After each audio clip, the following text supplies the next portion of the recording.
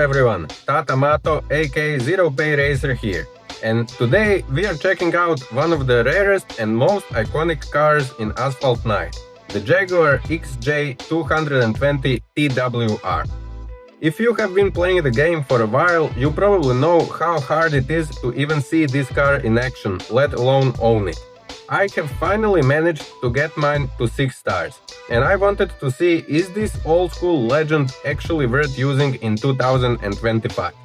Stay until the end of this video to find out, and don't forget to like and subscribe for more in-depth reviews just like this one. As usual, we are doing a full breakdown. I will go through the car's stats, dailies, multiplayer performance, solo lap test and career usability. This way you will know exactly what to expect if you are planning to invest in this beast.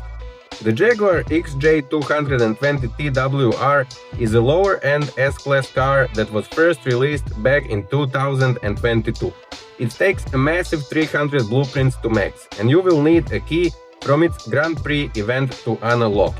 The car has 3 fuel slots without modifiers and takes 6 hours to refill, which isn't great considering that means just 3 runs every 6 hours. Its stock rank sits at 3089, while the max rank goes up to 4173. At stock it has 368 km/h top speed, 70.3 acceleration, 50.19 handling and 67.37 nitro. To fully upgrade the car, you are looking at over 42 million credits total, making it a very expensive S-Class project. I currently have mine at 6 stars with 2 epics installed, ranked at 4009.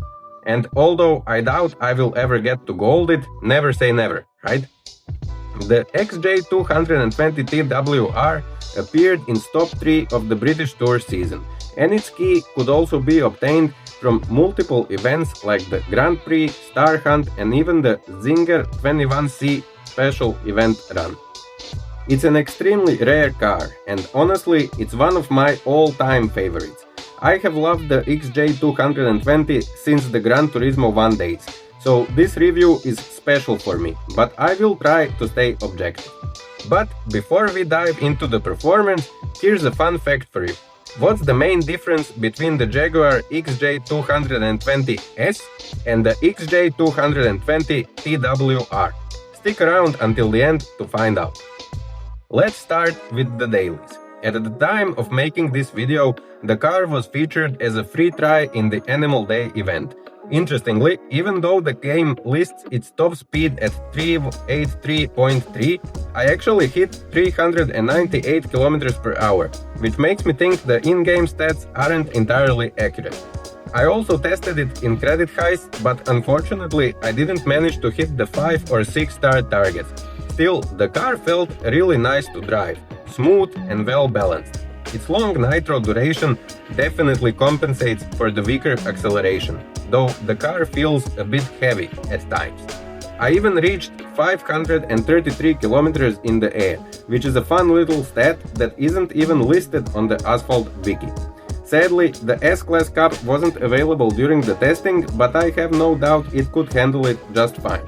So, overall, the XJ220 TWR isn't a great pick for dailies. I'm going to give it a very low 1 out of 10 in this category.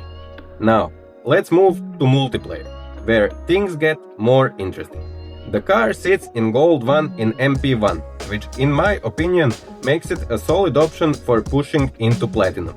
I couldn't test it there myself yet, but I did get to drive it in MP2, where it's currently available as a free try at gold level. First race, competition was strong, and to my surprise, not many people were driving the Jaguar. I finished 5th, which wasn't ideal. Second race, completely different story. 2 other Jaguars on the track, but I managed to take the 2nd place right behind the Venom driver who absolutely nailed his run. I even beat a Chiron Pure Sport and Genti Aquilone, which are both at similar rank.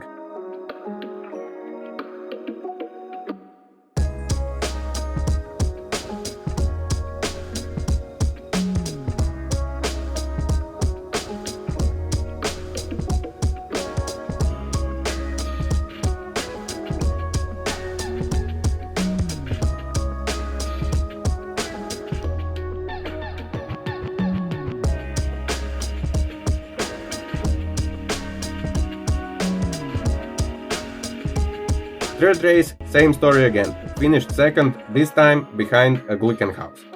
What really stood out to me is how good the long nitro is. It gives you so much control in high-speed sections, and the car feels surprisingly stable when used properly. However, on tight or twisty tracks like Greenland, it does struggle. Taking all of that into account, my multiplayer rating for the Jaguar XJ220 TWR is a strong 8 out of 10. Time for the solo lap. As always, with S-Class cars, the test is on Ancient Ruins, Scotland. This is now the second S-Class car I've tested right after the Lamborghini Authentica, so we can start comparing results. The car handled beautifully, smooth, responsive, and that long nitro made it a real pleasure to drive. And again, the speed stats seem off, because I broke the 400 mark several times. Final lap was 1:04.832. That's a big improvement over the Authentica, though to be fair, the Authentica was stock during its test.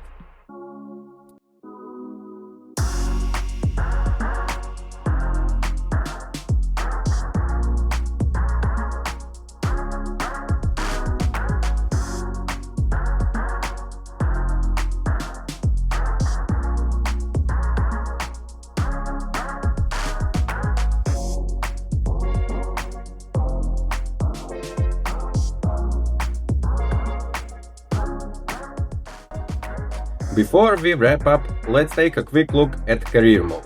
The XJ220 TWR can be used in Season 6 events like Bring the Heat and British Rides, and it also fits in all S-Class chapters. That gives it decent value for career progression, though because of its rarity, most players will already have other cars to fill those spots before ever unlocking this one. Still, the usability is solid, so I'm giving it a 7 out of 10 for career mode. Alright, back to the fun fact from earlier.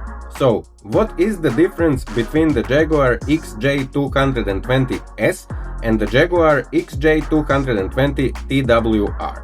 Well, while the standard XJ220 used an aluminum body, TWR replaced almost all panels with carbon fiber, added a front splitter, wider sills and an adjustable rear spoiler.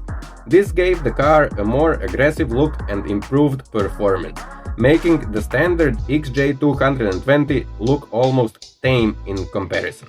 Did you know about this? Let me know in the comments. In conclusion, is the Jaguar XJ220 TWR worth it in Asphalt 9 Legends? Well, this one is complicated. On paper, the stats don't make it a top-tier S-Class, but it does have its strengths. The nitro efficiency is excellent, the handling is decent, and the top speed is more than enough to keep up with cars in its range. It also has some career mode value and a surprisingly good multiplayer potential, especially given its placement in Gold 1. Still, this is more of a collector's item than a must-have meta car. If you are emotionally attached to this classic like I am, you will love it. But for pure competitiveness, there are stronger choices out there. So, my final rating for the Jaguar XJ220 TWR is a 6 out of 10 overall. Let me know in the comments what you guys think about this one. And don't forget to subscribe and hit that bell icon so you don't miss my upcoming reviews. This has been Tatamato, aka ZeroPayRacer, and I will see you guys on the track.